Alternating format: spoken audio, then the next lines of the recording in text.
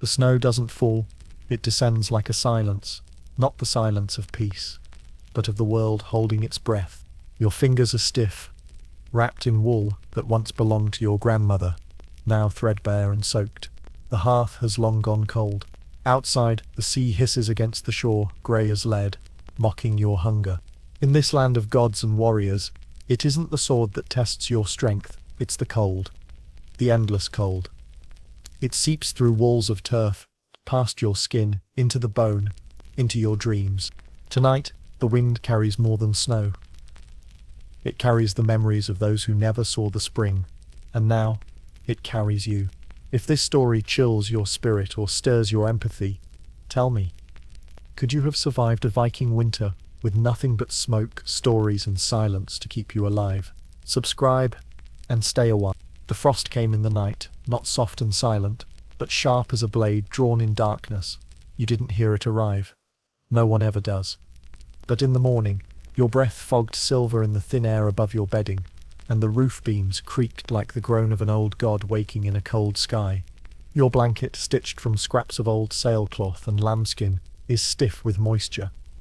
The thatch above your head weeps where it meets the timbers, and the drip, drip, drip of melting frost keeps rhythm with your pulse. You lie still, eyes on the rafters, waiting for the warmth that never comes. Outside, the wind whispers through the eaves, like a warning. Not the playful hiss of autumn breezes, but the low, scraping breath of winter itself, a sound that seems to come from the bones of the world.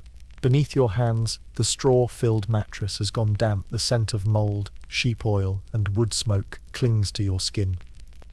It is the scent of survival. Winter has arrived early, and already it demands tribute. Yet, if this story settles in your chest like a cold breath, or lingers in your mind like smoke, subscribe and stay with me. Let the frost tell its tale, and tell me, could you have kept your fire alive, with nothing left to burn but memory? Your mother is already awake, crouched near the hearth where the embers sleep like old wolves. Her hair, streaked with the ash of years, hangs in braids over shoulders, wrapped in a cloak worn thin by 1,000 winters. She stirs the ashes not with haste, but with a reverence you've seen only in priests, chasing sparks the way the starving chase crumbs. You rise, slowly, the air biting at your ankles, through holes in the woven leggings.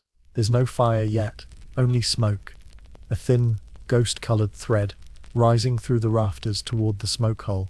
It coils and twists, seeking the sky. You follow it with your eyes, imagining what it sees beyond the thatch, white roofs, frost-hardened paths, and a fjord beginning to crackle like cooling glass. The longhouse is quiet. Too quiet. Your younger sister Freya still sleeps near the wall, curled like a fawn beneath furs that barely cover her feet. Her lips are pale. You pull the edge of her blanket higher, and she sighs, then curls tighter, like she's trying to fold herself into warmth. The sheep are restless. You hear them beyond the far wall, shifting and bleating in short, nervous sounds. Their pen is close, built to share what heat can be gathered, but even their breath-warmed air has turned sour. Your father said the wool was damp before the freeze came. Now it will mild you, maybe rot, maybe worse. The granary is locked. You heard the click of the iron clasp last night after dinner, a meal of boiled turnip skins and 2 fingers of dried fish. No one speaks of how little is left. They only nod when the bins are mentioned, or change the subject to tools, firewood or repairs. Outside, the village moves like a breath held in. You push aside the heavy door, and the world greets you with silence, thick, white silence. Snow clings not just to roofs, but to ropes, fences, even the limbs of the sleeping trees. No birds call, no gulls wheel overhead, only the distant, rhythmic groan of the fjord, ice against hull, sea against shore. Down near the shoreline, the Naar sits frozen into the shallows, its hull crusted in salt ice, its ropes stiff as bone. It returned last night, too late to bring warmth. The catch was small, the sea was cruel. Those who came back wore expressions carved from stone. One man lost a finger, another lost something unseen, a silence that followed him from the deck to his door. You step outside with a basket slung over your shoulder, meant for kindling. The air claws at your cheeks, turning your breath into clouds. Every step crunches like broken pottery. As you pass Inga's house, You see her behind the shutter, a flicker of movement, eyes watching. Her husband did not return with the nar. You do not wave. She does not look away. At the edge of the woods you gather what branches you can find. Mostly wet, some green. You take them anyway. Smoke will be better than nothing. A raven watches you from the upper boughs, feathers puffed against the cold black eyes catching the light like obsidian. It caws once, then goes quiet. You wonder what it sees in you. By the time you return, your fingertips sting. You hold them near the hearth as your mother blows gently across the coals. A flicker, a tremble, then flame, small and stubborn. She feeds it slowly, hands trembling not from cold but from caution. You hear her whisper something as the fire catches, but you don't ask what. Some words are meant only for the gods. That night, the longhouse smells of wet wool and thin stew. The smoke from the fire clings low, stinging your eyes. You eat slowly, every bite a memory of warmth. No one speaks of how fast the cold came. No one asks how long it will stay. When you lie down, your sister reaches for your hand beneath the blanket. Her fingers are small and icy. You do not pull away. Outside, snow falls again, soft, endless, and cruel, and the wind hums a lullaby for those who cannot sleep. They told you winter is cruel, but they did not tell you it would remember. The stories said it arrived with frost and darkness, but they left out the waiting, the long, slow unraveling of the world's colour, the hush that burrows into your chest. It is not the cold that breaks you first. It is the stillness. You wake in the grey light before dawn, the air sharp as flint against your skin. The fire has gone to embers again, a sunken red in a bed of grey ash. Your mother is there, always there, coaxing what little warmth remains from the bones of last night's flame. She whispers to it, pleads. You can see it in her shoulders, the hunch of effort, the quiet urgency of the unspoken. Your grandfather's spot by the hearth is empty. He used to sit there, wrapped in his faded sealskin cloak, knotted fingers hovering near the flame like birds over water. His voice, cracked and low, would fill the longhouse with old stories of gods with one eye, wolves that swallowed moons, men who wrestled ice giants in the dark. But the stories are gone now. His cloak hangs like a shadow near the door, stiff and unused. No one says it, but you know, he is too weak to sit by the fire. Instead, he lies behind the woven curtain, beyond the reach of warmth, his breath shallow and rattling like the wind through dry reeds. You were sent to him last night with a bowl of stew, but he turned his face away, not from hunger, from shame. A warrior once. Now he cannot even sit upright. You think of his words last winter spoken during the long night, when your bones ache colder than the snow. You are no longer living in your body, you are living in memory. You did not understand it then. You think you do now. Your sister stares into the hearth, unmoving. Her lips are dry and cracked, skin pale beneath the soot smudges. She has not spoken since the calf died. It was a small thing, barely weaned, with ears like curled leaves and soft eyes that followed you as you passed. When it collapsed, your father wrapped it in a tattered sail and dragged it to the edge of the forest. The ground was already too hard to dig. He tried, anyway. The sound of his axe against frozen earth lingered long after he returned. That evening, the longhouse was quiet. No one asked what he had done with the body. You glance toward the shuttered window. The light outside is blue, the kind of blue that feels like sorrow made visible. Snow piles against the door. You haven't seen the sun in days. Only that light, endless and cold. The hearth crackles once. A spark escapes the ash and dies on the floor. Your mother rises to check on your grandfather. You can hear her footsteps across the packed earth floor, the soft creak of the curtain, the long pause that follows. Then she returns, face drawn, eyes unreadable. She doesn't speak. She picks up a spoon and stirs the pot again, though there is nothing new inside it. Sometimes she does this when her mind drifts. She stirs nothing, feeds ghosts. You step outside. The air clutches at your lungs, sharp as broken ice.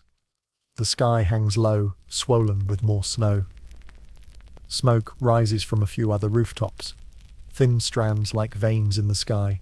The scent is faint, pine, salt and desperation. A woman 2 huts down is boiling moss scraped from stones. You saw her gather it yesterday, scraping with a knife until her fingers bled. Her children looked on, silent. They all look on now. No one plays. No one runs. Even the dogs lie curled beneath carts, their ribs sharp beneath patchy fur. You walk the edge of the village until you reach the stone ring, the old hearth, abandoned since the last house fire. Charred beams still litter the ground. A raven sits on the tallest, staring. You squat beside it, dragging a finger through the soot. It's cold now, but once it burned so hot you could see it from the far fields. They say fire speaks when it has something to take. Not far beyond, the forest looms, black pines like spears pressed into the white sky. You used to go there with your cousin Bjorn hunting hares or checking traps. But the traps have been empty for weeks. The hares know better now. There is nothing left to catch. You return to the longhouse as the snow begins again. Thin, dry flakes. Each one a tiny silence. Inside, the air is thick with smoke. Your sister hasn't moved. Your mother hums softly, the same tune she used when you were small. The stew is ready. It smells of onion peels, dried nettle, and something you cannot name. You eat in silence. 3 bites. 4. Then you hear it, a soft cough from the corner behind the curtain. Grandfather. Your mother rises, faster than she should, and disappears behind the fabric. You hear whispering. Then, a second voice is rasping and low. You do not catch the words. When she returns, her eyes are wet, but she smiles. He asked for broth, she says, and the pot is already in her hands. You do not speak, but your chest aches. Later, you lie down on your bedding again, the fire casting weak shadows on the beams. Your sister reaches out and touches your hand once, and lets go. Outside, the wind howls. But inside, for a moment, there is something like warmth, and you remember your grandfather's words once more. Some winters take the body, others take the voice, but the worst of them take the stories. You close your eyes and whisper one, soft and secret, just to keep it alive. The moon rises pale and wide above the fjord, a cold, unblinking eye watching your every breath. They call it the hunger moon, not for poetry but for truth. This is the moon that watches when the food begins to vanish, when the days are short and the nights too long to sleep through, without waking to the ache in your belly. You feel it now? A hollow, dull ache that never really leaves. Hunger no longer comes in waves. It settles in your limbs, wraps itself around your ribs, curls beneath your tongue. It changes how you move, how you look at things, how you listen. You watch your father lace up his boots slowly, methodically, like a man preparing for something sacred.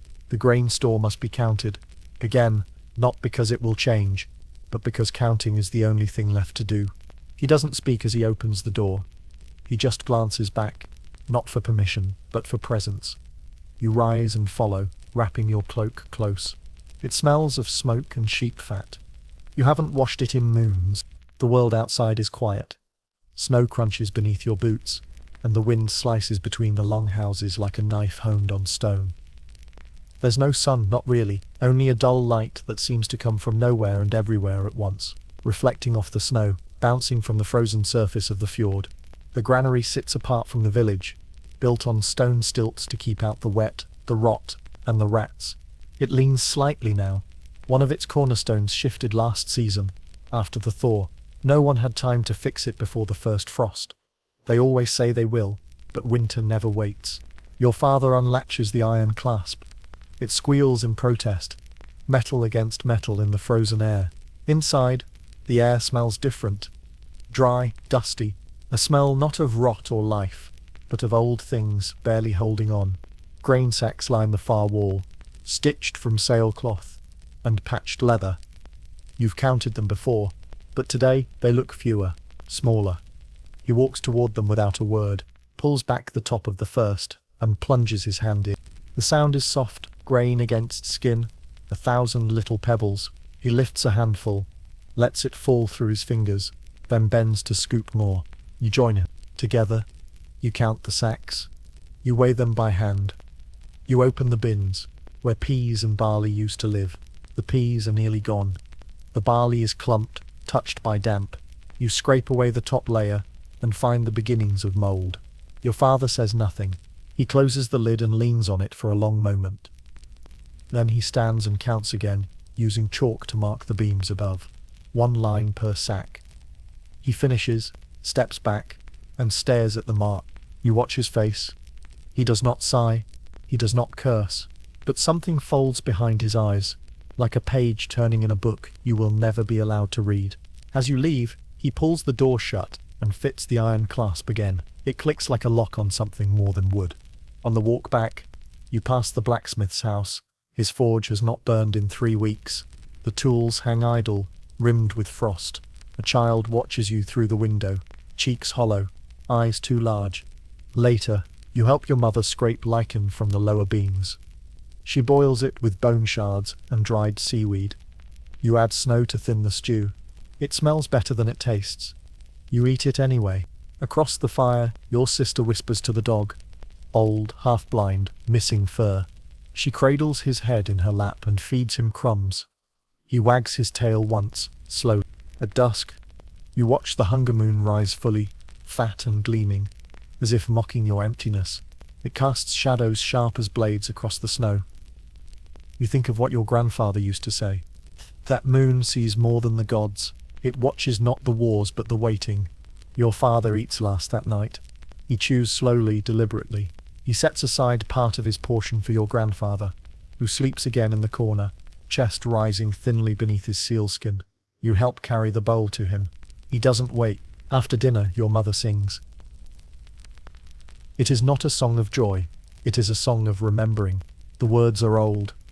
She sings of warm fields and summers gone, of mead shared in halls of firelight, of wolves who waited at the edge of the world for the sun to fall. You do not know if she sings for you, for your sister, or for herself. You lie down, the blanket cold against your neck. The moon stares through the window, turning the floor to silver. You close your eyes and try to dream of bread, thick, dark, coarse bread with butter melting on it. But your dreams are pale and thin, and still, the moon watches. The sea is not your friend. It once was. In warmer days, when the sun kissed the fjord and the sails swelled with honey-gold light, it felt like a living thing.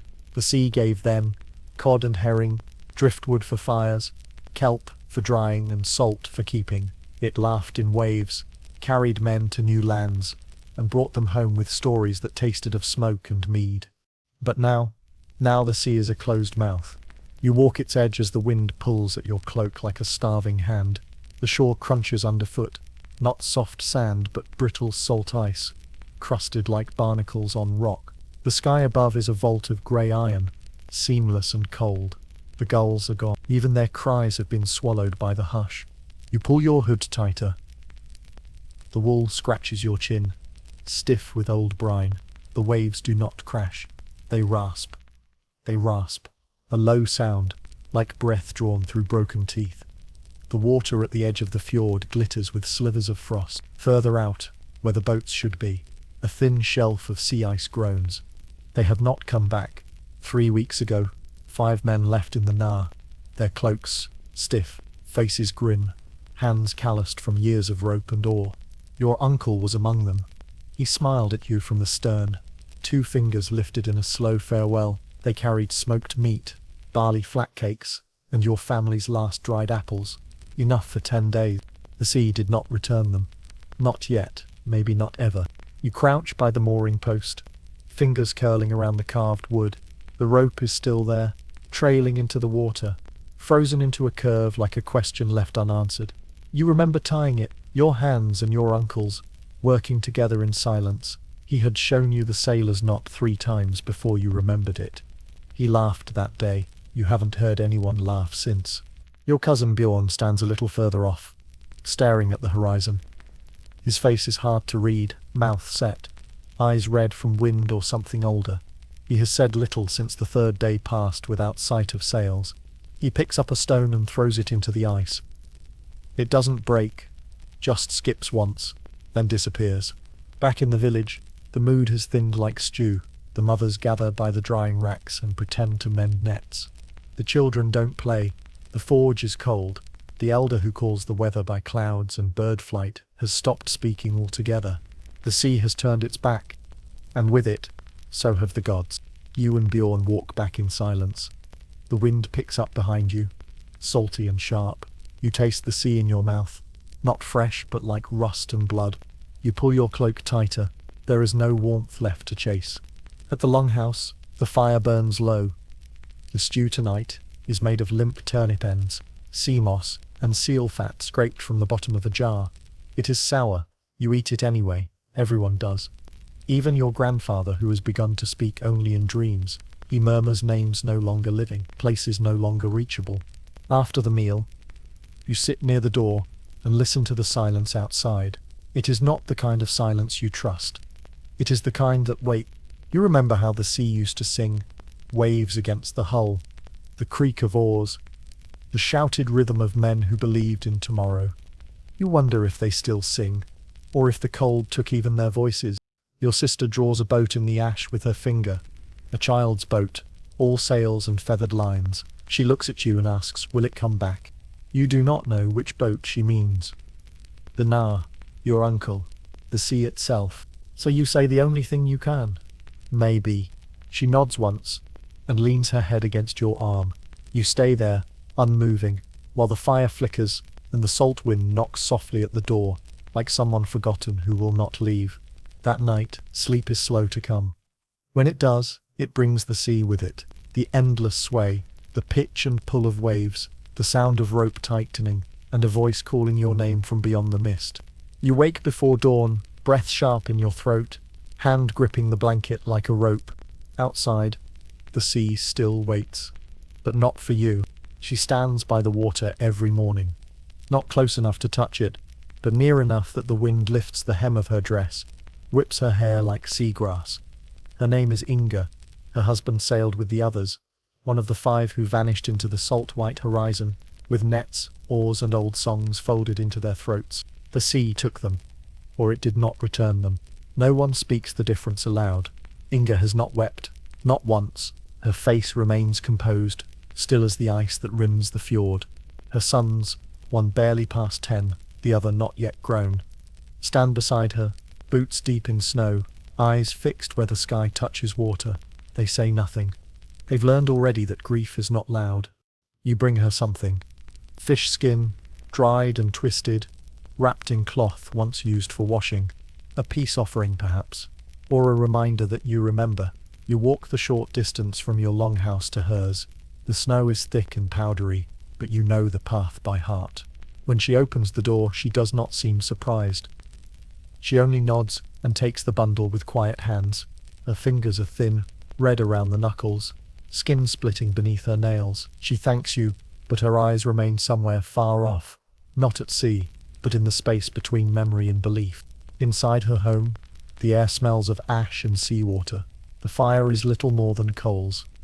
Her boys sit near the wall, carving bits of driftwood with dull knives.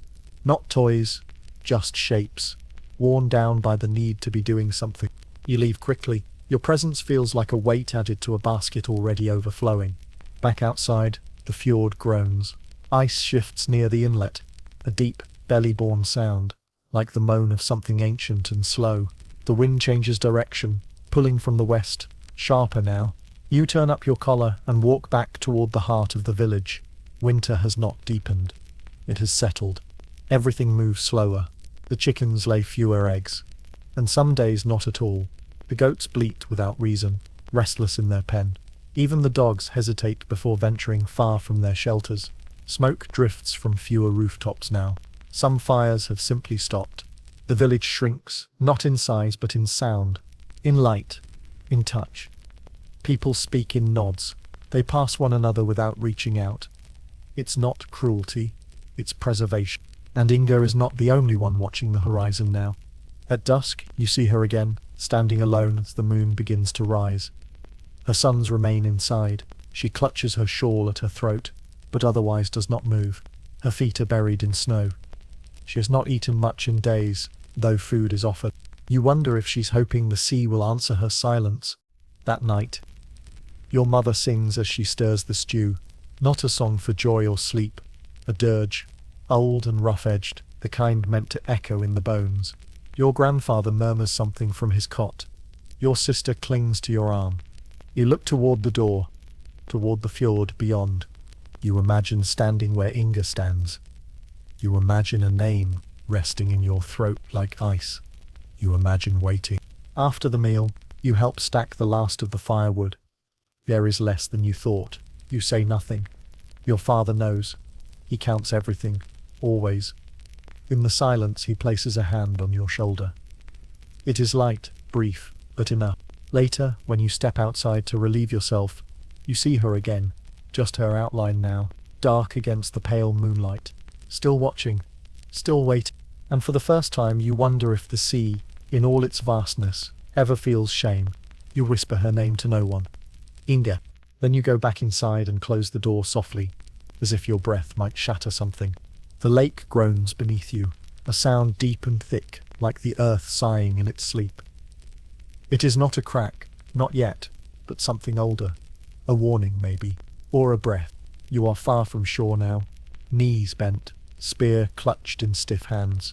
Beside you, Bjorn kneels low, his eyes narrowed against the glare rising from the snow-drenched ice. The sun is just a smear today, a dull coin behind gauze clouds, and the light it casts is cold, the kind that sharpens more than it warms. You came out here for fish, not because it is safe, because there is no other choice. Bjorn chips at the hole with the iron hook. It's one you've used for years, passed down from a line of hands tougher than yours. He strikes in rhythm, short and careful, the sound like bones tapping bone. The ice is thick but not trustworthy. You've learnt that nothing in winter can be trusted. Not the warmth in your fingers, not the silence in the trees, not even the ice beneath your feet. You glance behind you, back toward the shore, a smear of smoke from the longhouse chimney barely visible through the trees. It feels far away. Too far. Suddenly, Bjorn finishes the hole and wipes his blade on his tunic. He mutters something you don't catch, but his breath is visible, curling up like a ghost between you. He dips his spear into the black circle of water, eyes focused, waiting. The water is silent. No bubbles, no ripples, just dark. You sit beside him. Your spear is old, the head rusted at the edges, the shaft wrapped in fraying leather. It belonged to your uncle before he sailed. You don't know if he ever used it to catch anything, but now it is yours. You lower it gently into the hole. You remember summers by this lake when the water shimmered green and blue, and dragonflies danced above it like spirits too fast to see. You'd swim until your fingers wrinkled, then lie in the sun to dry, eyes closed, listening to the wind through birch leaves. Now the lake is a graveyard covered in snow. A sudden shift. The ice groans again, louder this time. You both freeze. Bjorn doesn't look at you. He doesn't need to. You both know what the sound means, but he doesn't move. He just breathes, slow and steady, as if pretending to be part of the ice might save him. You do the same. Minutes pass. Then, softly, the sound fades. A fish darts near the surface. Silver flash, gone in a blink. You both strike. Bjorn's spear hits first. He curses, missed. Yours cuts through the water, clumsy, nothing. The lake stills again. You exhale. Your jaw aches from clenching. Bjorn glances at you. One more, he says. His voice is low, hoarse. You nod. You try again. And again. Each time, your hands grow colder, stiffer, until you cannot tell if you're holding the spear or merely thinking you are. Your breath stings your nose. Your boots are damp. You haven't felt your toes since the second fish passed you by. You catch one, barely the length of your palm. Its body writhing, tail flicking drops of ice water onto your face. It smells of mud and old weeds. Bjorn grabs it, breaks its neck with a quick twist, and drops it into the sack. You both stare at it like it might grow larger if you wish hard enough.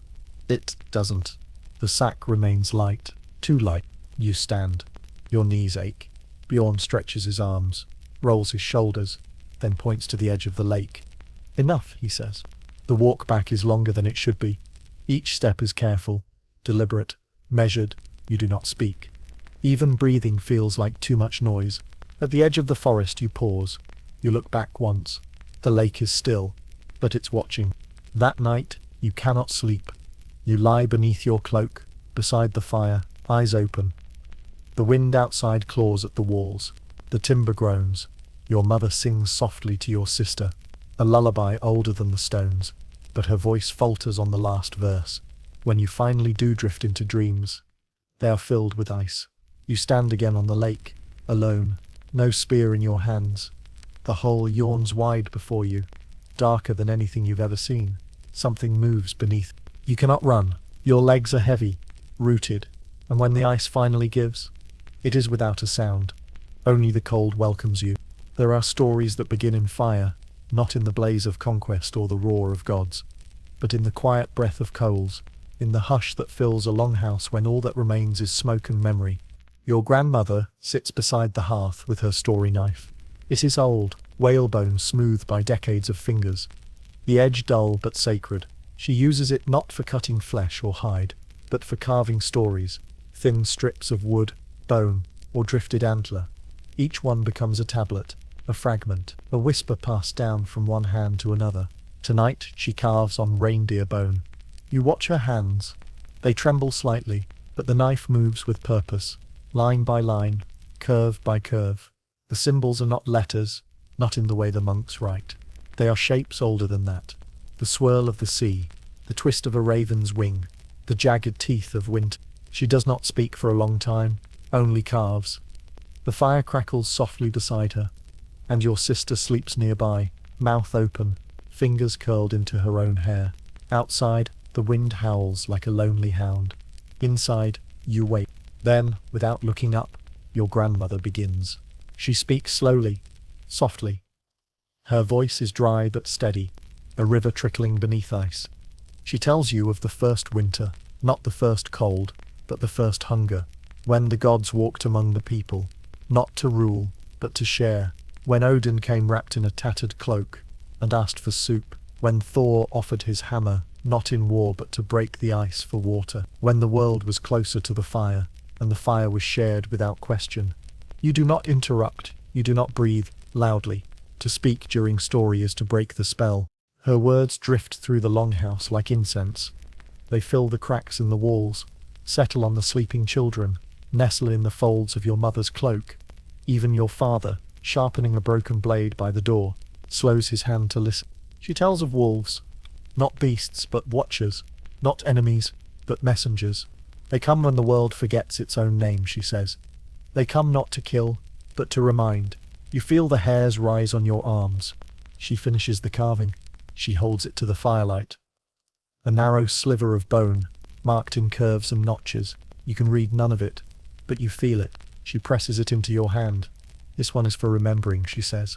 You study it, as if the shapes might speak. Maybe they do, but not yet. You ask what it says. Her eyes glimmer like coals. It says that the fire within you is not made of wood, and if the gods fall silent, it is only so that you may hear yourself. You turn the bone over in your fingers. It is smooth, warm now. You tuck it into the fold of your tunic. Later, she tells a second story. This one older still. A woman with frost on her eyelashes and smoke in her breath walks through the forest for 7 days. She carries no food, no weapon, only a bundle of ash, and a single word. She meets a bear, a crow, and the wind. She speaks the word to each. The bear gives her strength. The crow gives her memory. The wind gives her direction. And when she returns to her village, she carries spring in her mouth. You do not know what the word was. Your grandmother smiles when you ask. You'll know when you need it. The fire dims. Shadows grow. Your mother lays out fresh moss near your grandfather's bed. Your father adds another log. The air smells of pine and salt. Your grandmother folds her hands in her lap. Her eyes close. You think she sleeps, but then she says one more thing. So soft you almost miss it. Stories are not for warmth. They are for fire. You sit beside her until the flames die low. The carved bone rests against your chest. The quiet wait. And outside, the wind listens. It always listens. You kneel at the edge of the grove, knees pressed into frozen moss. Hands raw beneath the wool. The altar stone is crusted with ice. The dark brown smear of old blood long frozen into a seam. You press your breath into the air, hoping the gods still recognize its shape. But the trees are silent. No ravens caw from their branches. No wolves prowl the edge of the forest. No signs appear in the flicker of the flame. No gust of wind in answer. Only stillness, heavy and waiting. You offer what you have. A pinch of dried fish. A carved bead from your grandmother's pouch. Smoke, from a sliver of pine still willing to burn. You whisper the names: Odin All-Father, Frey of the Fields, Frigg Mother of Warmth, Thor the Thunderer. You call them not with poetry but with need. The gods do not answer. You stay there longer than you should. Your knees ache. The wind crawls into your sleeves, biting the tender flesh beneath your arms. You bow your head and try again, this time without words. Just silence. A listening kind of silence. But there is only the hiss of wind across the snow. Back at the longhouse, your father sharpens the same blade he's sharpened all winter. Its edge already thin, the metal grown brittle from use. His hands tremble more now, though he does not admit it. He no longer eats first. He no longer speaks of spring. Your mother watches him with quiet eyes. She braids your sister's hair in silence. The strands are dull with ash and salt. Your sister hasn't asked for stories in days. Your brother, the younger one, has stopped speaking entirely. He was the one who sang while feeding the goats, who named the icicles hanging from the roof, who whispered to the pigs when they were still alive. But when the last goat was slaughtered, something folded inside him. Now he sits near the wall, eyes hollow, lips closed. Your mother offers him bread crust. He takes it, but does not thank her. He chews like he's forgotten why. You hear your father say, quietly, "He'll come back to us." But the way he says it, like he's unsure who will come back, the boy or the god. You step outside again. You find the grove. You try once more. This time, you leave only breath. You remember what your grandmother said, that sometimes the gods fall silent so you may hear yourself. But you do not hear yourself, only the groan of the trees in the cold, the soft sigh of ice cracking near the fjord. You light a small fire near the shrine, just enough to warm your hands. The flame struggles, curling in on itself. You shelter it with your body. For a moment it holds. Then it flickers and dies. You stare at the smoke. It rises, weak and crooked. You remember stories where Odin wandered the world in the shape of a man, cloaked, bearded, silent. Maybe he passed through your village once. Maybe he sat by your fire. Maybe he judged and found wanting. Or maybe even he is cold. The carved faces in the shrine, once bright with paint and oil, now sag with soot. The eyes are hollow, their mouths open in mute warning. You place your hand on the oldest figure, a god of the sea, nameless now. The wood is dry, splintering beneath your fingers. You ask only one thing: are you still listening? There is no answer. You return home at dusk. The fire inside is low. The stew is thinner than ever, mostly snow-melted with boiled bark. It tastes of nothing. It warms your belly but not your soul. That night, your grandfather coughs blood. Just a smear. Just enough. Your mother washes the cloth without a word. You stare at the ceiling and count the cracks between the beams. You try not to think about gods, or the boy your brother used to be, or what happens if the snow does not stop. You dream of the grove, of the carved faces, burning. In the dream, they speak, but they speak in your voice. The cry is thin, sharp as a reed flute blown across an empty field. It cuts through the smoke, through the hush, through the heavy quiet that has pressed down upon your village for weeks now. A sound not of death, but of beginning. A child has been born. You are outside when it happens, gathering splinters from the woodpile, bark shards and frozen knots, the kind that will smoke more than burn, but still offer light. The cry reaches you like an echo across the snow, like something ancient stirred from sleep. You drop your bundle. In a winter like this, life is rare, life is loud. It insists on being heard. By the time you return to the longhouse, the fire has been coaxed into a fuller flame, not roaring, nothing roars anymore, but steady. The pot has been moved aside, the sleeping furs pushed into a tight circle. Your mother's hands are wet with blood and steam. The midwife's voice is low.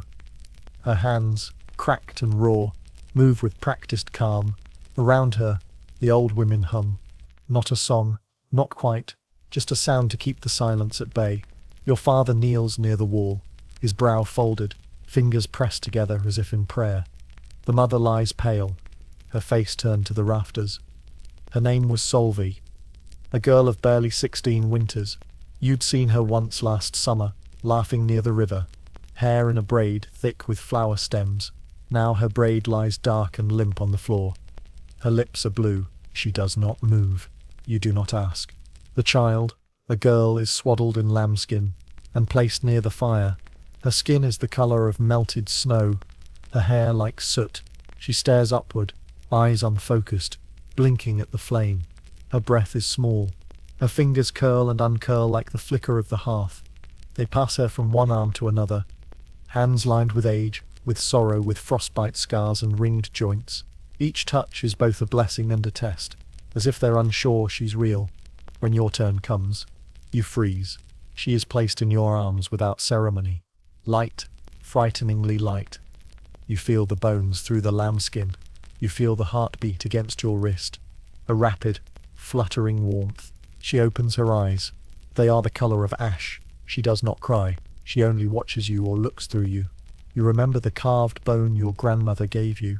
You imagine holding it next to this child, one artifact of the past, one flame for the future. You sit beside the fire holding her.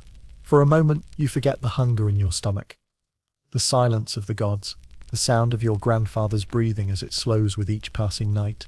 You are not empty. You are holding spring, or the idea of it. The old women whisper names. Your mother suggests one. Freydis. Goddess strength, she says. A name to defy the cold. The name stays. The night grows deep. They place the child in a basket lined with wool, tucked close to the fire. Your father sets 2 coals in a dish near her head, not to warm, but to protect. An old rite, older than name. Your grandmother murmurs something in the corner. A verse, a line of protection from a time before even her time. Her eyes are fixed on the flame. You lie down with the weight of the child still in your arms, even though she is no longer there. The shape of her lingers, the warmth, the pulse. You dream not of wolves, or ice, or hunger. You dream of holding something that mattered. When morning comes, the wind has died down. Just a little, enough to make the silence feel different. Not heavy, but listening. The cradle near the fire is still. Freydis sleeps, and the flame beside her does not flicker. It holds. The axe is cold in your hand. Colder than iron should be. Colder than the ice. Colder than silence. You hold it by the shaft, wrapped in brittle sinew, its wooden grain split by age and hard use. It is a tool older than you, older than your father's stories. Today, it feels like a prayer carved in wood. The trees stand still in the dawn light. Tall, dark, unmoving sentinels draped in snow. Frost clings to their trunks like hoarfrost to old bones. They wait. You wait. Behind you the trail back to the village vanishes in mist, swallowed by the hush. You left early, before the sun dared show its face. Your father gave you the nod, not the words. He didn't need to say them. You know what must be done. Firewood. Always more. The pile has sunk low. The longhouse grew cold last night. Freydis whimpered in her sleep. The breath of the old ones came shallow. So you walk, you and the axe.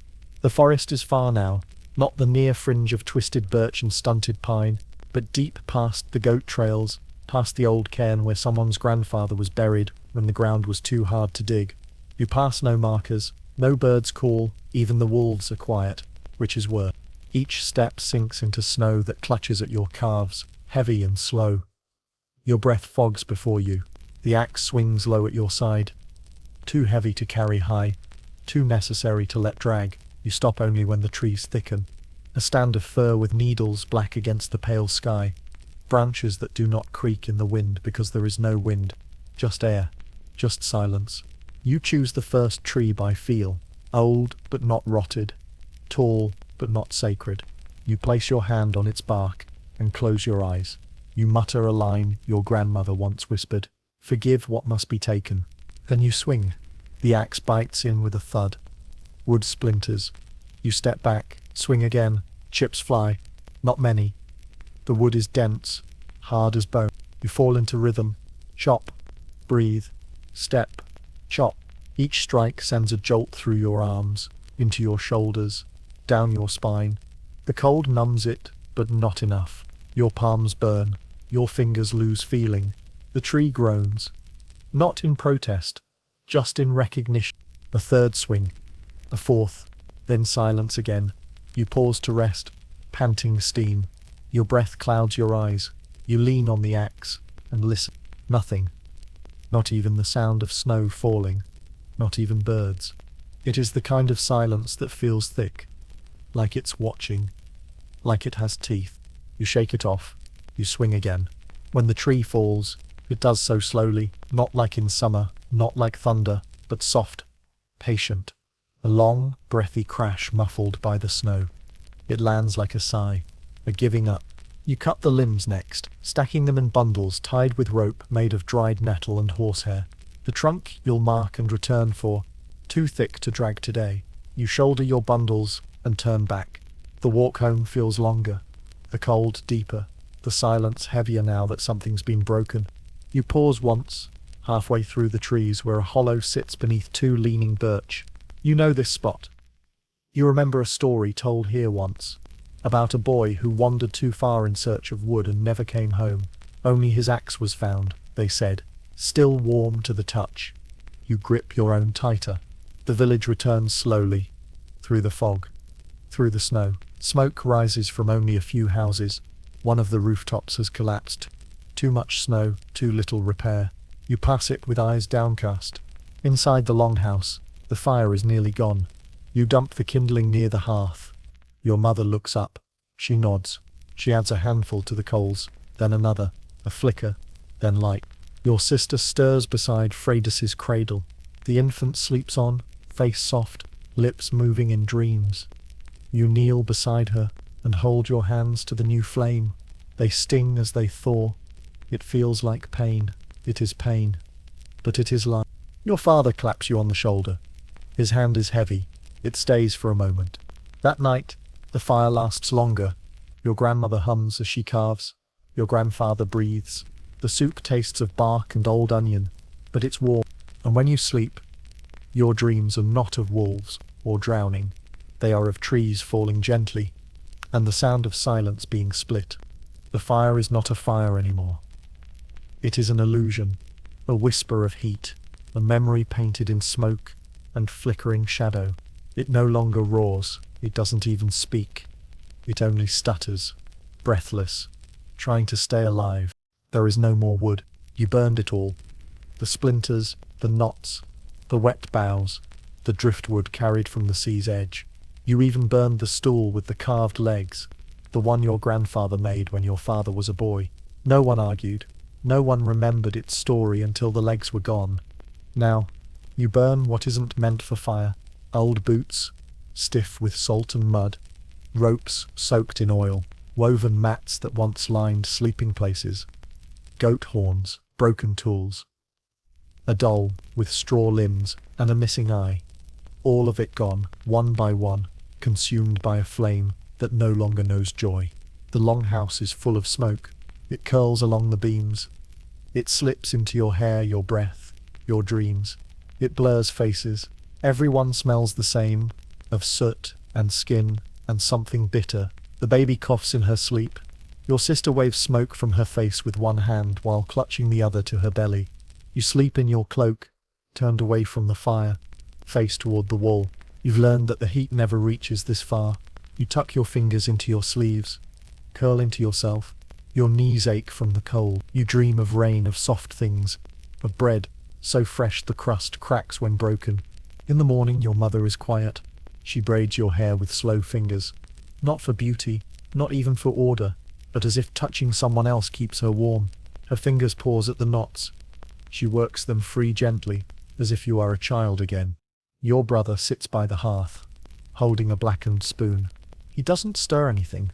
There is nothing to stir, but he pretends, moving the spoon in circles through air and smoke. His lips move. He might be speaking to the gods, or to no one. Your father tears down the woven curtain that once separated the sleeping corner from the rest of the room. The cloth is thick, dry. He folds it once, twice, then hands it to your mother without a word. She feeds it to the fire. It flares once, a single breath of gold. Then smoke. The flames eat through memory faster than time. Your grandmother lights a twist of old wool, soaked in seal oil. The light it casts is sharp, orange, more shadow than shine. She holds it near her face and mutters something. Not a prayer, not a story, just a sound to fill the silence. You leave.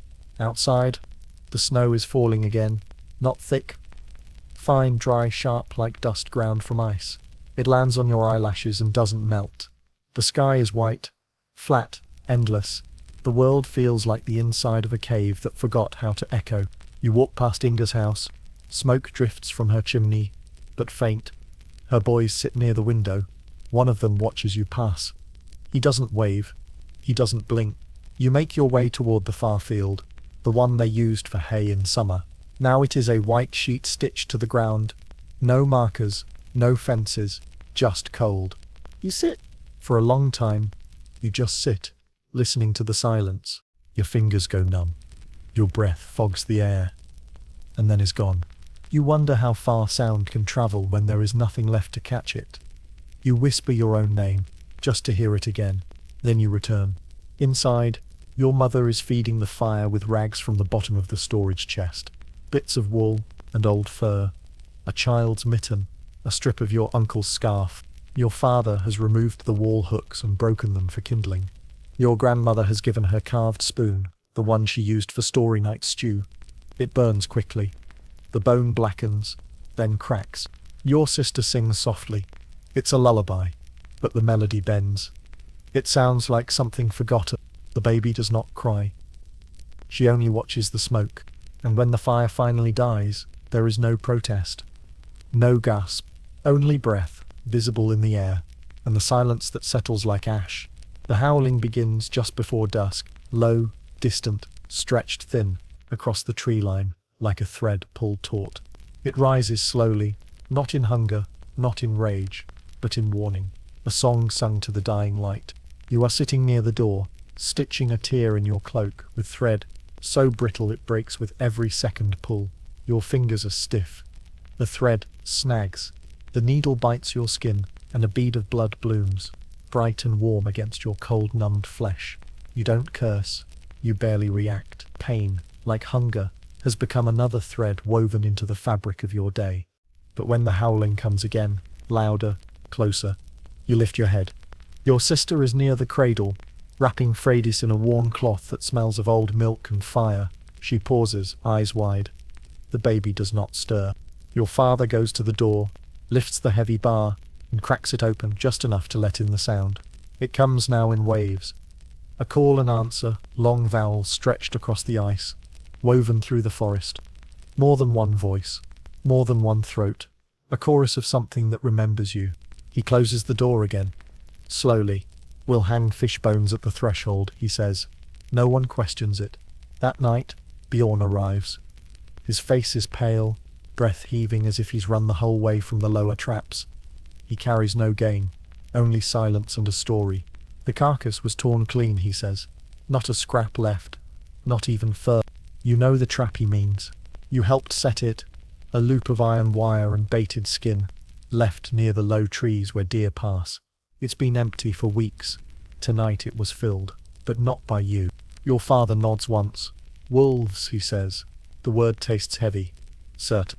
He goes to the wall and removes the last 2 bones of dried cod from the hook.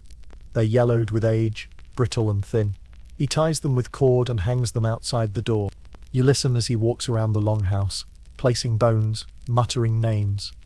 Not his own, but the names of ancestors, animals, things lost and returned. You are not sure which gods he speaks to anymore. The fire is low, fed with scraps of basket weave and the handle of an old broom. The smoke stings your eyes. Your sister coughs. Your grandmother stirs, her breath raspy. In the cradle, Freydis gurgles once and falls silent again. You lie awake that night, ears straining for the sound of claw or breath. The howling grows nearer. Not frantic, but patient. You imagine them pacing the edge of the village, paws pressing soft into snow, yellow eyes gleaming beneath the moon. You wonder, what do wolves dream of? You see them in your mind. Not snarling beasts, but thin, grey things, coats patchy, ribs pressed tight against skin. You see the hunger in their bones. The same hunger that tightens in your belly, the same calculation, the same silence. At some point, the scratching begins. Not on the door, not on the walls, Inside, you feel it behind your ribs. A dragging, a scraping, like claws against your thoughts. You close your eyes and see the forest again. Not in daylight, but at night, lit by moon and breath. You hear your own voice echoing back at you, thin and uncertain. You sit up. Your sister is awake, staring at the fire. "Are they here?" she asks. You nod. "Not inside." She looks at you. "But they want to be." You do not reply. The baby stirs. Your mother rocks her gently, her lips pressed to the child's temple, whispering the names of warm things. Butter, fire, honey, sun. Words with weight, words with memory. The howling fades near dawn. You do not sleep. When light finally breaks, it comes slow and pale. Your father opens the door. The bones are still there. But the snow near the threshold is disturbed. Paw prints. So close they brush the wood. You step outside. The prints go in a wide circle. Around the house. Around the animal pen. Past the well. You follow them with your eyes. And then you see it. A single mark scratched into the snow near the prayer stone at the edge of the grove. Not a paw. A line, a cross, a mark made by something with reason. You stare at it until the wind fills it in. You return to the longhouse and sit by the fire. You don't speak of the mark. But that night, when the wolves begin to howl again, you do not feel fear. You feel recognition. It begins with a sound. Not a bird call, not a voice, but a drip. One solitary drop falling from the edge of the thatched roof, breaking the silence that winter spent months weaving into the world. You do not notice it at first. You are sitting by the hearth, stirring a pot of melted snow and crushed pine needles. Your thoughts dull from repetition. The sound is faint, but it happens again. Drip. Then another. You step outside. The sky has shifted. Not blue, not yet, but less grey, less heavy. The air has changed, too. It smells no warmer, but it tastes different. Beneath the bite of cold is a new scent. Old bark, wet soil, the faint breath of earth waking from sleep. You look up. From the corner of the roof, water trickles, slow, hesitant, like a thought just forming. It slips down a curl of straw and falls to the ground. One drop, then two, then many. You place a bowl beneath it. The drip echoes. Inside the longhouse, your sister presses her hands to the wall. "It's warmer," she says, though her nose is still red, her fingers still blue at the tips. Your mother stands by the door. She does not speak, but she watches the drip. Outside, a raven lands on the fence post. It shakes snow from its wings and croaks once, loud and sudden. Its feathers are glossy, black against the melting white. You remember the old stories, ravens as messengers, omens, eyes of the gods. This one watches you with its head tilted. Then it flies away. You follow its shadow as it moves across the snow, past the drying racks, past the cairn, toward the hill. You walk slowly. The snow beneath your boots has softened. It no longer groans like frozen wood. It sighs. At the crest of the hill, you stop. Below, the world is still mostly white, but patched with brown. Earth peeks through in shy patches. Rocks shine with a film of melt. And on the far edge of the field, the one you thought buried until summer, there is green, just a thread of it. Just a wisp. But it is there, a sprig of moss clinging to the base of a tree, wet and defiant. You crouch and touch it. It feels like damp wool, like breath, like memory. You don't speak, you simply sit. Above, the clouds shift. A slice of sunlight breaks through, weak, pale, but golden. It touches your shoulder. The warmth is small, but it is real. You close your eyes. For a moment, you do not hear the wind. You hear water. Later, when you return to the longhouse, your sister is humming. It is not a song you know. It has no shape, just a sound, soft and rising, like steam from broth.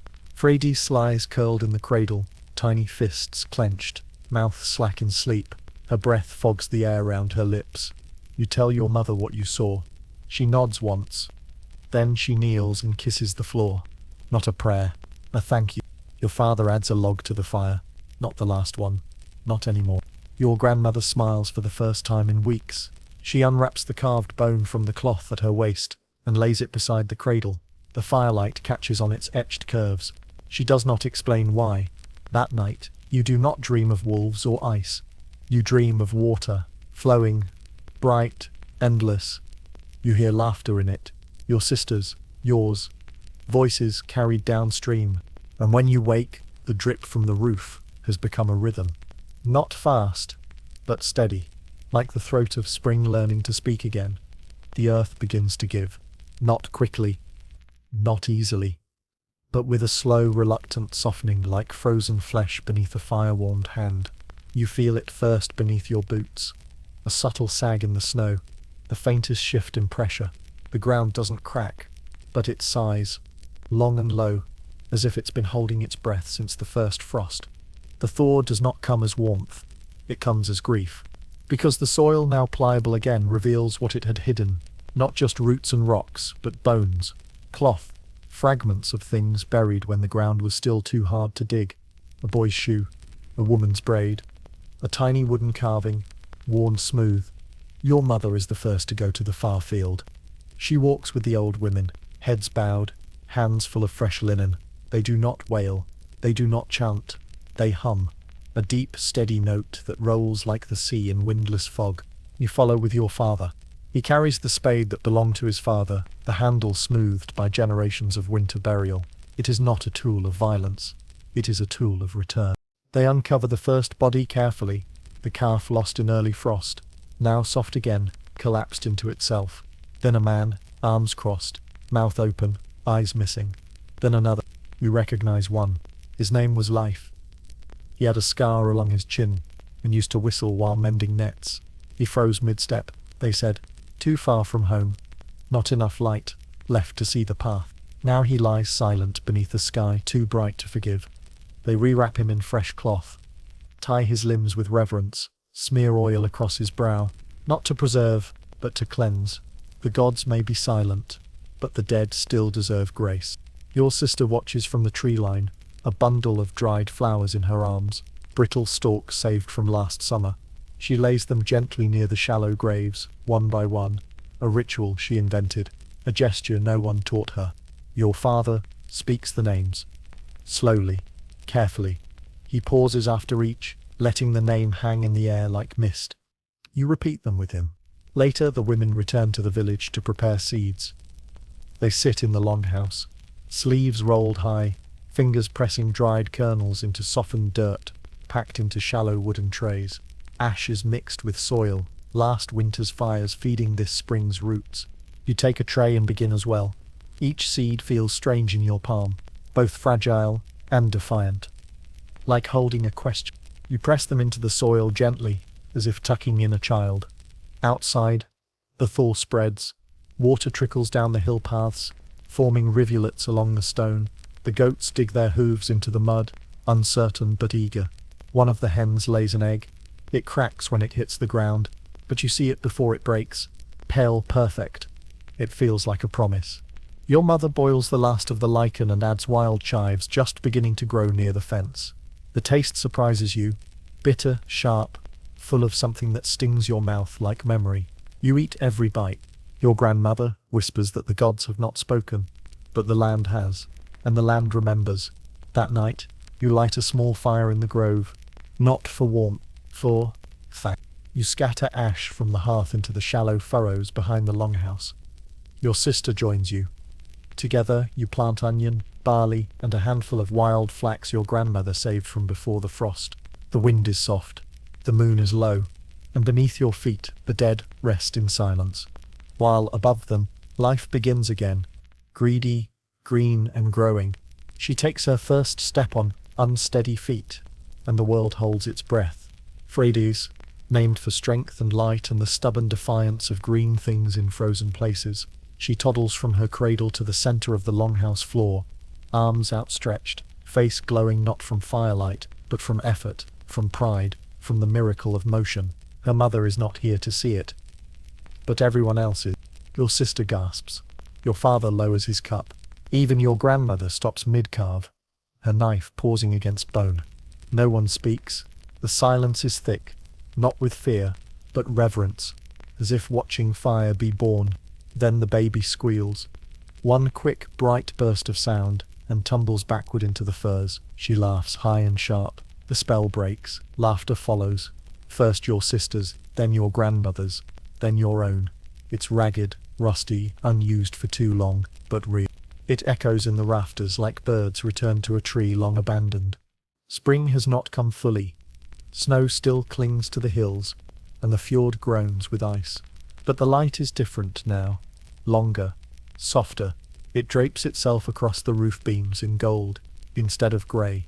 You wake to the scent of wet earth, instead of frozen smoke. The chickens have begun to scratch again.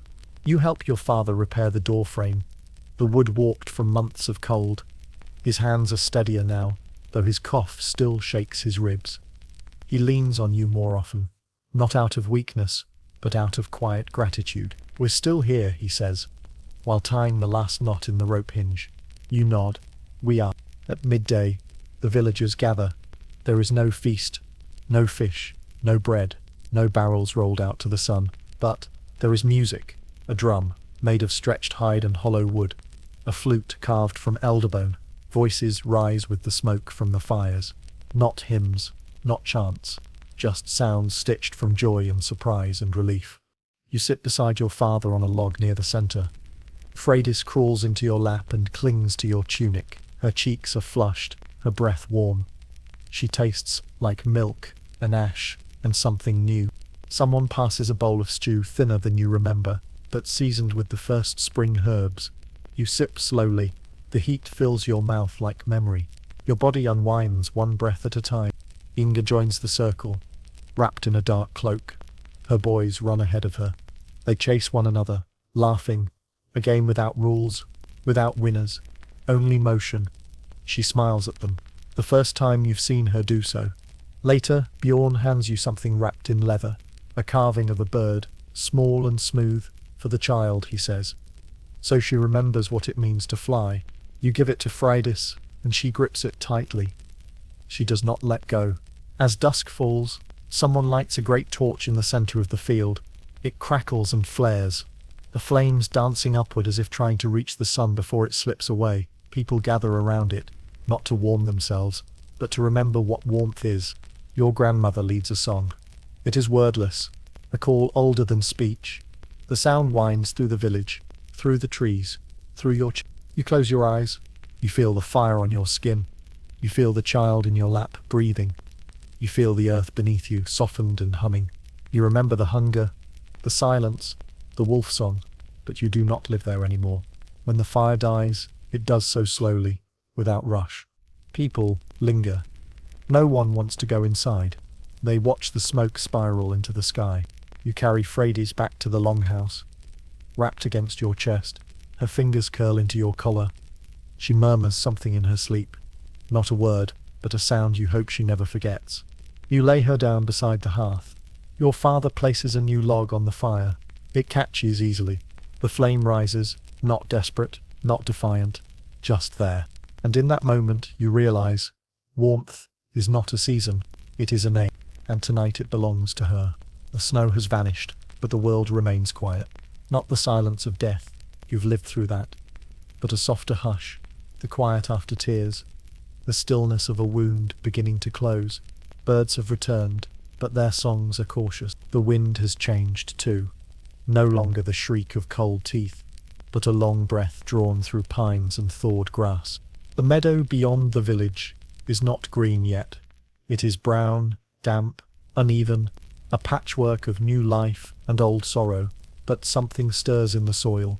Shoots of nettle, the red tips of rhubarb, lichen opening like slow hands. You carry the urn of ashes with both hands. It is not heavy, that's the cruelty of it. Your grandfather, once a giant of a man who built half the longhouse with his bare hands, now fits in a vessel no bigger than a loaf of bread. You press it against your ribs, steadying it with your forearm, the clay cool against your skin. Your father walks beside you. He does not speak. His eyes are fixed on the trail ahead, but they see nothing. His beard is shorter now, trimmed with spring's arrival, but his shoulders still stoop under winter's weight. Behind you, your sister follows, carrying a basket of dried flowers and last year's chaff. She has braided her hair for the occasion, tied with a ribbon so faded it looks like mist. At the edge of the meadow, the old ones are waiting. The elders, cloaked in linen, stand in a circle marked with stones. They murmur blessings under their breath, not to the gods, not anymore, but to the wind, to the trees, to the bones in the dirt. You step into the ring, and the words stop. Your grandmother kneels first. She reaches into the urn and scatters a handful of ash onto the damped ground. Her fingers are steady, her face unreadable. One by one, you follow. You take a pinch of your grandfather's remains and cast them across the earth, not with sorrow but with reverence. The ash lands lightly, mixing with soil, vanishing into roots you cannot see. He is part of the growing now. Others follow, families with their own urns, their own losses. Names whispered, cloth unfolded, ash cast like seed. The meadow becomes a tapestry of grief and renewal. Not all weep, some hum, some sing, some kneel and press their palms flat to the ground. The song that rises has no words. It comes from breath and memory, from the way your father used to laugh when snow first fell, from the way your grandfather spat on his palms before lifting a beam, from the stories told in smoke and bone. You close your eyes, you see the faces of the winter. Life, who whistled while weaving nets. Salva, with her braid like summer wheat. The goats, the childless mothers, the men who never returned from the fjord. The fire took them, now the earth receives them. When the ash is gone, your sister scatters her chaff and lays down the flowers, dry and crumbling, but still fragrant. You kneel beside her. You do not speak. Spring does not begin with flowers. It begins with ashes. Later, you walk alone through the trees at the meadow's edge. You touch the bark of each trunk as you pass, fingers trailing, slow and careful. You whisper a name with each step. Not all are remembered. Some were never named. But the forest listens. The wind carries it. By the time you return to the village, the air smells different. Smoke mixed with wet grass, iron, moss, and something sweeter. The sun lingers longer now, resting on rooftops, pressing warmth into the walls. Your father is chopping wood again. Your mother is kneading dough with dandelion flour. Your sister sings to Freydis, who gurgles and claps her hands. And you sit by the fire and add the last of your grandfather's ashes to the garden soil. He will rise again, in barley, in nettle, in flame. She is there again, Inga, seated at the water's edge, with her knees tucked beneath her chin. The wind tugging gently at the frayed hem of her cloak. The fjord stretches out before her like a silver scar, flat and still beneath a sky too pale to hold weight. She does not shiver, though the wind has teeth. She has grown used to being cold in places no fire can reach. You approach quietly, not to comfort, not to ask, just to be. Inga doesn't look at you, but she knows you're there. She tilts her head slightly, enough that you see the edge of her profile, the hollow where grief has carved its name below her cheekbone, the way her mouth presses into stillness. They should have returned before the first thaw, she says. You nod. The boat sailed before the hard freeze. Her husband, 2 sons, and 2 others, friends of your father. They left with nets, axes, salted pork, and a prayer. They promised to bring back fish, trade goods, maybe stories from the coast. You watch them vanish past the teeth of the fjord, sails bright against the coming dark. No one speaks of them anymore. But Inga comes here every day. She begins to hum, low and steady, a single note repeated again and again, like water lapping against a worn hull. The song has no words. It doesn't need them. You close your eyes and let it wash over you, each note heavier than the last. After a while her boys appear, first the older, then the younger. They carry nets, bundled and frayed, with holes that will never hold fish again. Still, they set them out. They pretend, or perhaps believe, that practice makes a future. They do not ask about their father, but they mend the nets the way he taught them. One sits beside you, the other kneels by the water and stares into it, searching for something he cannot name. The fjord says nothing. Inga finishes her song. She stands slowly, brushing snowmelt from her skirts. She helps her younger son fold the nets. You rise to offer a hand, but she waves you off with a soft motion. Not unkind, just unnecessary. These are tasks she has made her own. I dreamt of him, she says suddenly. You look at her. Her voice is calm. He was walking along the shore. His hands were empty, but he smiled. You do not know what to say. She turns and begins the walk back to the village, her boys trailing behind her like shadows that have learned to grow again. That night, you sit beside the hearth and listen as your grandmother retells the old tale of the sea queen, the one who weeps salt tears into the tide and keeps the names of the drowned beneath her tongue. Your sister listens with wide eyes. Freydis plays with a carved bird, its wooden wings worn smooth by her small hands. Your father carves hooks from bone, even though you have no fresh bait. Hope is not rationed. You glance toward the door, half expecting to hear a knock. The sound of boots heavy with salt. The voice of someone long gone, but only the fire speaks. Outside, the wind rises, not fierce, just persistent. Before you sleep, you walk to the edge of the village. The path to the fjord is muddy now, streaked with melt and footprints. You find the rock where Inga sat. You listen, nothing, but you sit anyway. You stare into the dark water and let yourself believe that somewhere, beyond the horizon, a boat still moves. Not lost, just delayed. And though you do not see it, you speak a name aloud. Just one. You whisper it to the sea. And this time the wind carries it. The blade no longer cuts. It used to. Once when the metal was sharp, when the world was frozen stiff and the days were shaped by survival. But now, in the thaw, it slips against wood. Bjorn sighs as he draws it across the surface of the old stump again. No resistance, just a whisper. The edge is tired.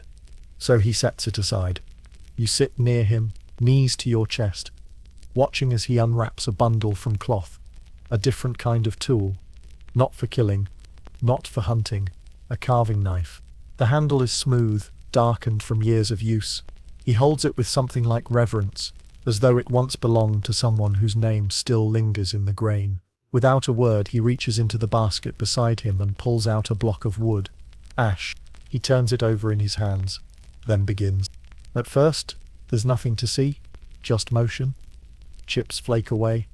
Small curls of bark scatter across the dirt.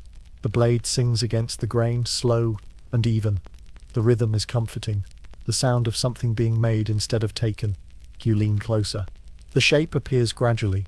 A leg, then another. A spine, curved. A snout, long and lean. A wolf, but not the kind you feared. Not the kind that circled the village at night, howling at doorframes and scratching at thoughts. This one has soft eyes, a lifted head. There's peace in its posture. Bjorn doesn't explain. He doesn't need to. When he finishes, he presses it into your hand. For her, he says. You know who he means. You nod, and carry it back through the thawing field, past pools of meltwater, reflecting pale sky, past the rows of green where barley seeds have begun to sprout. The air smells of turned soil, old moss and the sweet sharpness of fresh sap. In the longhouse, Freydis sits in the sun-warmed doorway, legs splayed, mouth open in concentration as she tries to tie a cord around a bundle of feathers. She sees you and squeals, holding out both hands. You place the wolf in her lap. She turns it over. Her eyes widen. She presses her lips to its wooden snout and laughs. A full, round laugh that sounds like the first true song of spring. You feel it vibrate in your ribs. Later, she will name the wolf. You do not know what the name will be. But today, it is enough to see her smile. Your father watches from his stool, a cough that haunted him through winter now. Only a whisper.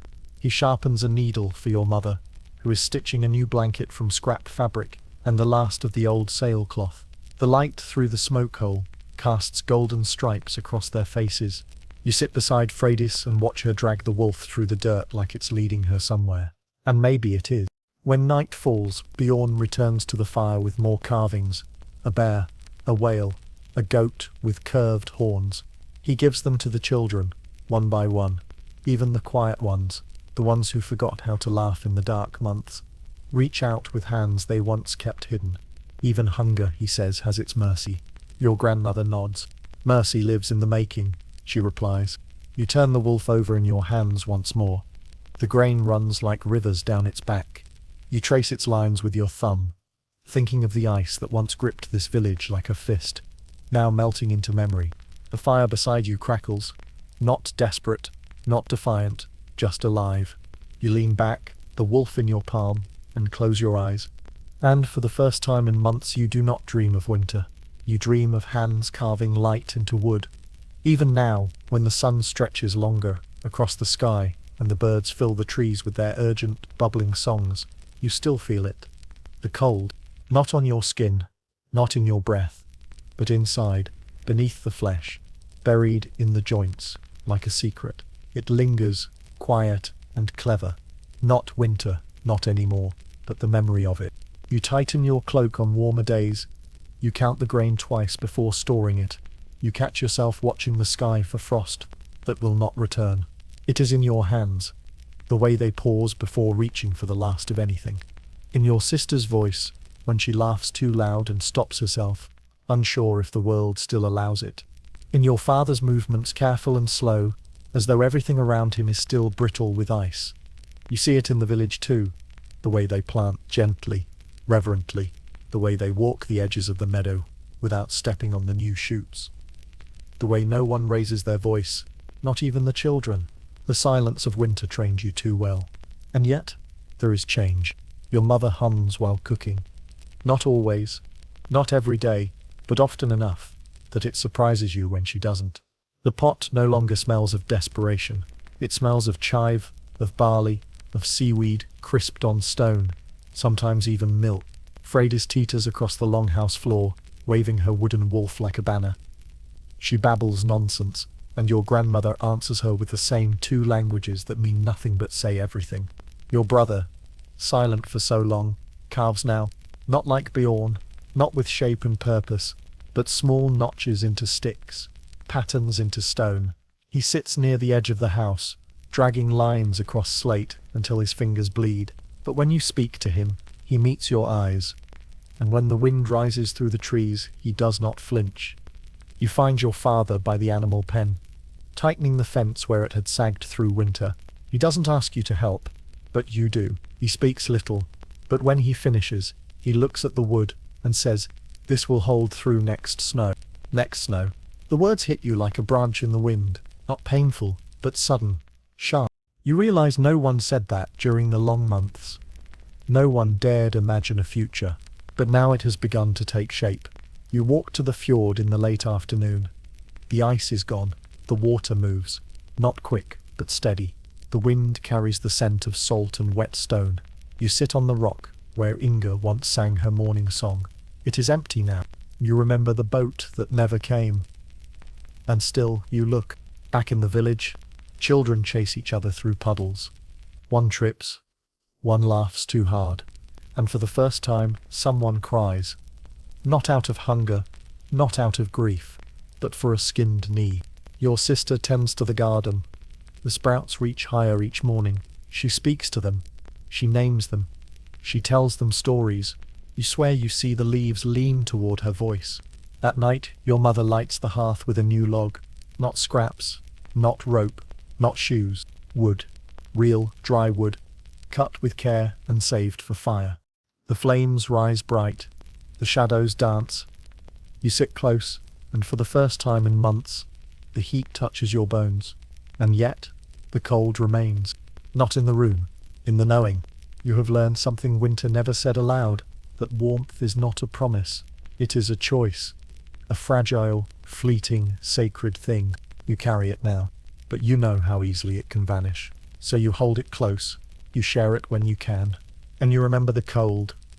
Not as punishment, but as a teacher. It lives inside you now, but no longer commands you. You are more than what the frost could take. The last log catches with a whisper, not a roar. It glows in the hearth like an ember stirred from sleep. Orange at the edges, golden in the belly, the kind of flame that hums instead of speaks. It is not a fire made from fear. It is not desperate. It does not devour. It waits. Freydis toddles toward it on uncertain legs, her wolf tucked beneath one arm, her eyes wide with the reverence children keep only for light. She giggles and plops onto the fur mat, legs askew, pointing at the sparks as they rise and vanish into the smoke hole above. You sit beside her. The warmth reaches you fully now, not in fragments, not in gasps, but whole. Your hands no longer hide inside sleeves. Your back does not curl from cold. Your breath is no longer visible.